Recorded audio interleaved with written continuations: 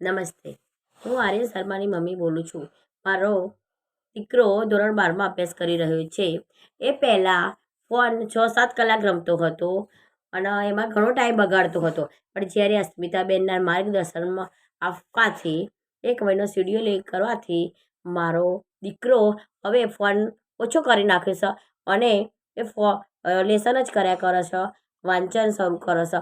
પહેલાં એનો 2 ટેસ્ટ લેતા ગમે તે કરતા તે એના મારા ગુસ્સા આવતા હતા અને અત્યારે તો ફોન ઓછો કરી નાખ્યા પછી તો એ ભણવામાં પણ સારો છે અને એનું રિઝલ્ટ પણ સારું આવે છે.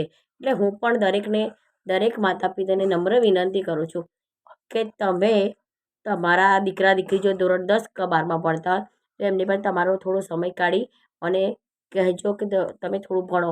કારણ કે જો આપણું દીકરો દીકરી સારું રિઝલ્ટ આવશે તો આપણા ગામનું પણ સ્કૂલનું પણ નામ રોશન થશે અને આપણા ગામનું પણ નામ રોશન થશે. અસ્મિતાબેન પણ સારું જ ભણાવે છે અમારા દીકરાને બધાને. અસ્તુ.